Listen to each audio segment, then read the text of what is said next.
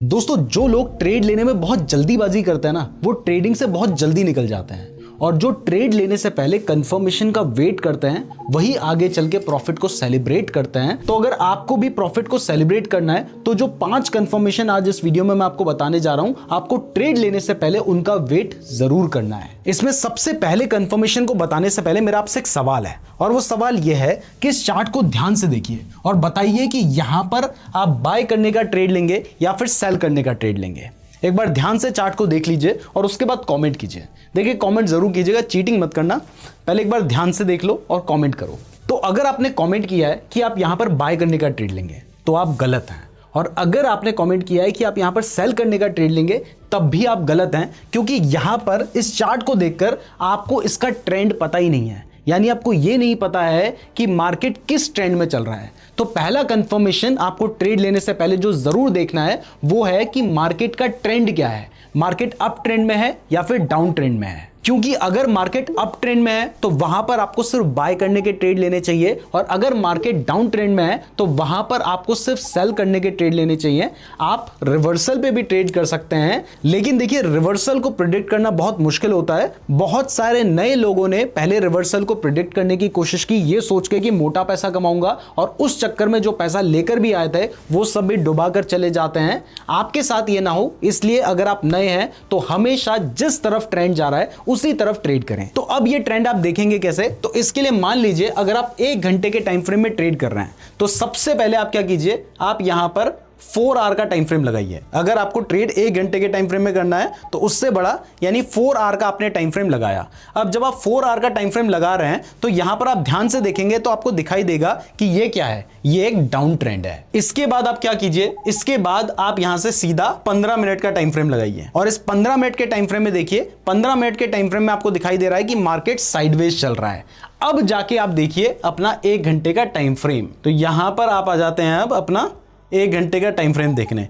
तो अब आपको क्या पता है? आपको पता है कि 4 आवर के टाइम फ्रेम में मार्केट डाउन ट्रेंड में है, 15 मिनट के टाइम फ्रेम में यानी रीसेंट में मार्केट अभी साइडवेज चल रहा है। लेकिन अगर हम 1 घंटे का टाइम फ्रेम भी देखें तो यहां पर भी मार्केट क्या है, मार्केट डाउन ट्रेंड में है। तो इसका मतलब है कि अगर यहां पर हम ट्रेड लेने का प्लान कर रहे हैं, तो हमें सिर्फ शॉर्ट करने का ही ट्रेड लेना चाहिए, जिससे आपके एक्यूरेट निकलने के जो चांसेस होंगे वो बहुत ज्यादा हो जाएंगे। क्योंकि अगर मार्केट डाउन ट्रेंड में चल रहा है तो यहां से प्राइस के गिरने के चांसेस होता है। मैं ये नहीं कह रहा कि यहां से प्राइस ऊपर नहीं जा सकती, लेकिन प्राइस कहां से ऊपर जाएगी ये प्रिडिक्ट करना नए लोगों के लिए बहुत मुश्किल होता है। इसलिए नए हो ट्रेडिंग में तो हमेशा मार्केट डाउन ट्रेंड में चल रहा है तो शॉर्ट करने का ट्रेड लो, अगर मार्केट अप ट्रेंड में चल रहा है तो बाय करने का ही ट्रेड लो। और अगर मान लीजिए किसी भी केस में आप क्लियर नहीं हो पा रहे हैं कि ये अप ट्रेंड है या डाउन ट्रेंड है या साइडवेज ट्रेंड है, क्योंकि आप अलग अलग टाइम फ्रेम में चेक कर रहे हैं, तो इस केस में आप उस चार्ट में उस टाइम पर ट्रेड ना ही करें तो ज्यादा बेहतर रहेगा। आप किसी दूसरे स्टॉक में या दूसरे क्रिप्टो में ट्रेड करेंगे तो इससे आपके एक्यूरेट निकलने के चांसेस ज्यादा हो जाएंगे। इस बात का जरूर ध्यान रखना। देखिए, जो लोग इस चीज को इग्नोर करते हैं ना, आगे चल के प्रॉफिट भी उनको इग्नोर कर देता है। तो अब चलिए सेकंड कंफर्मेशन की तरफ चलते हैं। तो सेकंड कंफर्मेशन जो आप यूज कर सकते हैं, उसके लिए हम एक इंडिकेटर का यूज करेंगे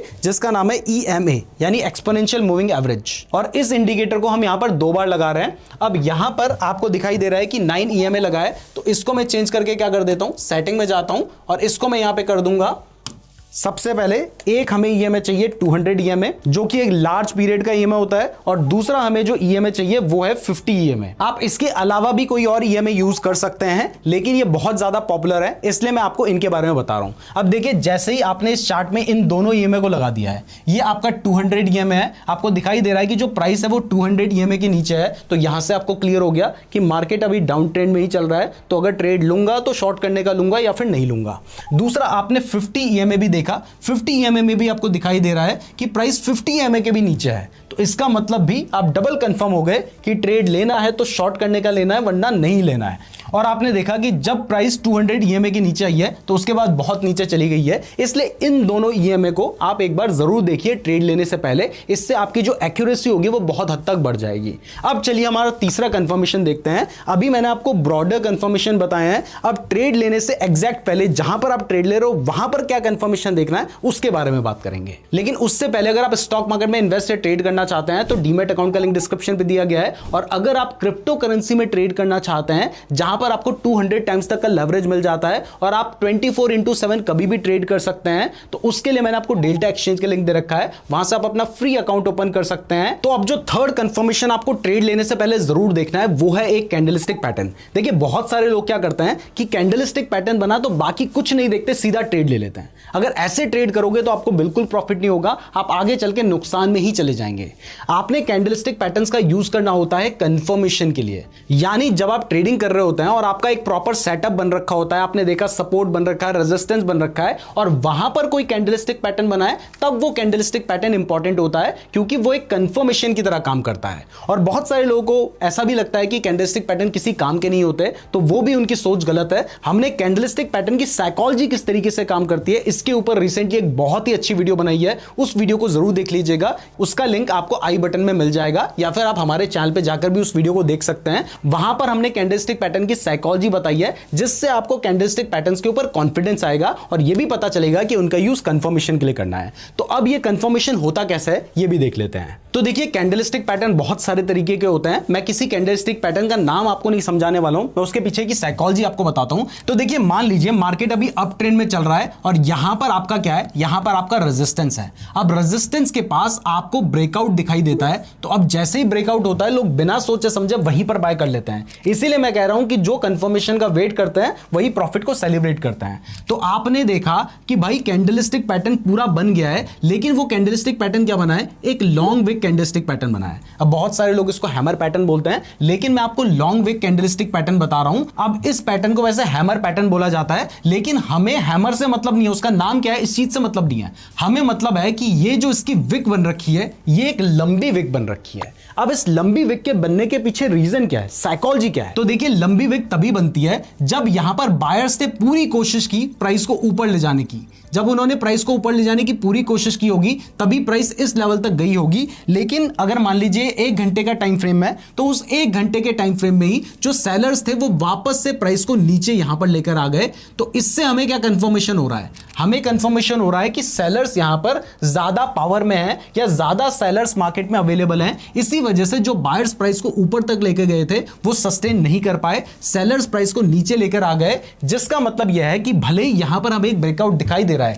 लेकिन क्योंकि यहां पर बायर्स उतने ज्यादा स्ट्रांग नहीं है, इसलिए प्राइस के यहां से नीचे गिरने के चांसेस होते हैं। तो अब आपको कैंडलस्टिक पैटर्न पता होगा तो आप कंफर्म हो पाएंगे और उसके बाद अकॉर्डिंगली आप ट्रेड ले सकते हैं। हमने बहुत सारे अलग अलग कैंडलस्टिक पैटर्न बना रखे हैं, जैसे long wick candlestick pattern, multiple long wick candlestick pattern, और इनके पीछे की हमने साइकोलॉजी बता रखी है। उस वीडियो को देखकर आप कैंडलस्टिक पैटर्न को समझ सकते हैं, लेकिन आपने कैंडलस्टिक पैटर्न्स का भी यूज करना है अपने ट्रेड को कंफर्म होने के लिए। अब चौथा कंफर्मेशन जो आप ट्रेडिंग के लिए यूज कर सकते हैं वो बताने से पहले देखिए वीडियो पसंद आ रही है तो वीडियो को लाइक और चैनल को सब्सक्राइब जरूर कर दीजिएगा। साथ ही एक कमेंट जरूर कीजिए ताकि हमें मोटिवेशन मिले कि जो चीज हम आपको बता रहे हैं वो आपके काम आ रही है, इसलिए कमेंट जरूर कीजिएगा। तो अब जो फोर्थ कंफर्मेशन आप ट्रेड लेने से पहले देख सकते हैं वो है फिबोनाची रिट्रेसमेंट। देखिए कई बार क्या होता है कि प्राइस अपने स्विंग लो से लेकर स्विंग हाई तक जाती है और उसके बाद प्राइस नीचे गिरने लग जाती है। अब यहां पर आपको कंफर्म होना है कि प्राइस में एक्चुअल में यहां पर ट्रेंड चेंज हुआ है या फिर यहां से ट्रेंड कंटिन्यू होने वाला है। तो इसके लिए आप फिबोनाची रिट्रेसमेंट टूल का यूज कर सकते हैं।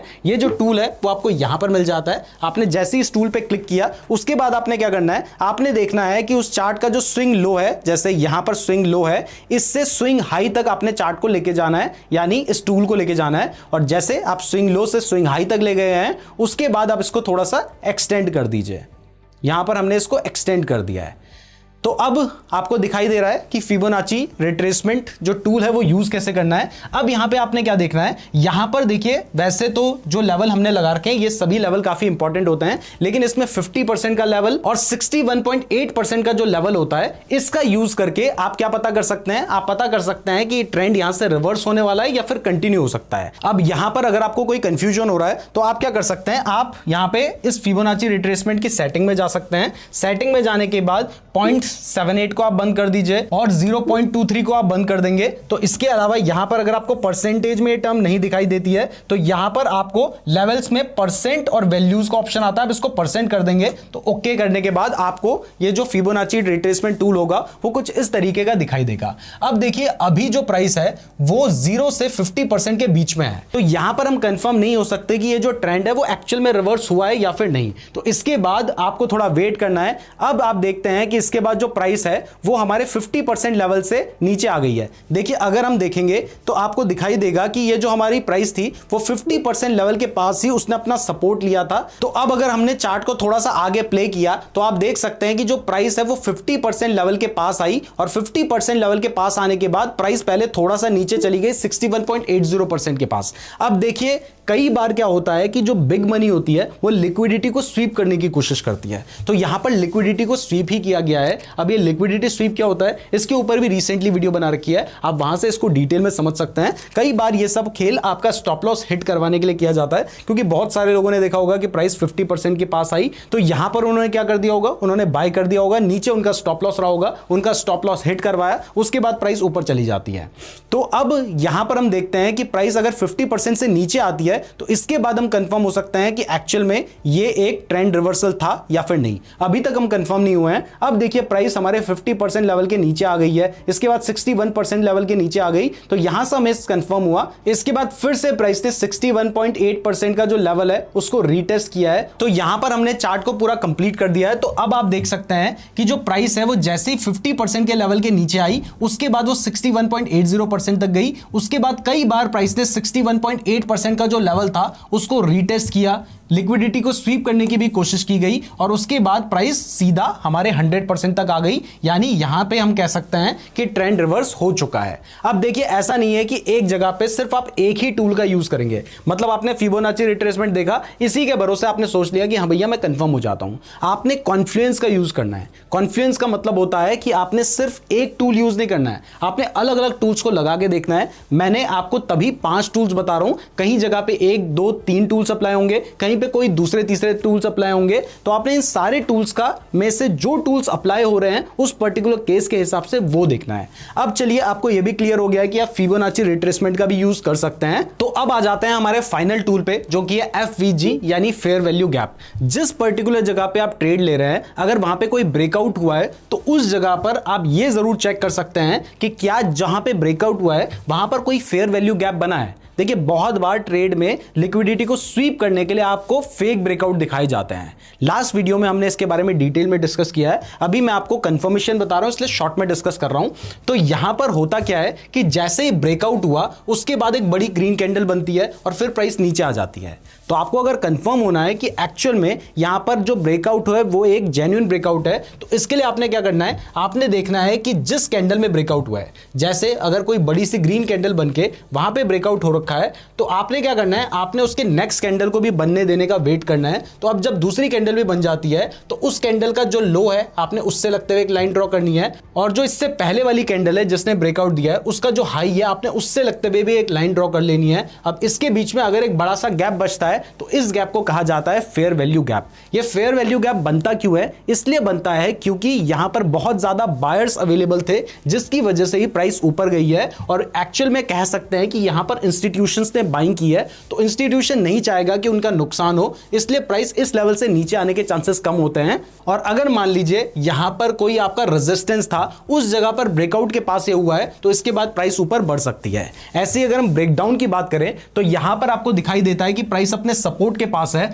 और वहां पर एक इस तरीके की छोटी कैंडल बनती है, फिर एक बड़ी रेड कैंडल वहां पर क्या करती है, वहां पर ब्रेक डाउन दे देती है। तो उसके बाद वाली कैंडल भी बनने का आपने वेट करना है, और उसके बाद जो उसके ऊपर वाली कैंडल है यानी ये वाली कैंडल के लो से लगते हुए आपने एक लाइन ड्रॉ करनी है, और जो नेक्स्ट कैंडल बनी है जिस कैंडल ने ब्रेकआउट दिया उसके बाद वाली कैंडल आपने उसके भी हाई से लगते हुए एक लाइन ड्रॉ करनी है, और बीच में अगर एक गैप बचता है तो इसको कहा जाता है FVG यानी फेयर वैल्यू गैप। इसके बारे में हमने हमारा जो स्मार्ट मनी कंसेप्ट के ऊपर एक फुल कोर्स बना रखा है बिल्कुल फ्री में, उसमें भी डिस्कस कर रखा है, तो आप इसका यूज भी कर सकते हैं कंफर्मेशन के लिए। तो ट्रेड लेने से पहले मैं ये नहीं कह रहा हूं कि आपने इन सारे ही कंफर्मेशन को देखना है, सारे कंफर्मेशन मिलेंगे तभी ट्रेड लोगे, ऐसा करोगे तो फिर तो कभी ट्रेड ले ही नहीं पाओगे। लेकिन इसमें से 2-3 कंफर्मेशन भी अगर आपको मिलते हैं तो वहां पर आपके ट्रेड के सही निकलने के चांसेस ज्यादा हो सकते हैं, आपके स्टॉप लॉस के हिट होने के चांसेस बहुत कम हो सकते हैं, और इससे जो कमी रह रही है ना, जिसकी वजह से आपको नुकसान हो रहा है, वो कमी खत्म हो सकती है। तो मैं उम्मीद करता हूं कि आप इस चीज को फॉलो करेंगे और आपको प्रॉफिट होगा। वीडियो पसंद आई है तो वीडियो को लाइक और चैनल को सब्सक्राइब जरूर कर दीजिएगा।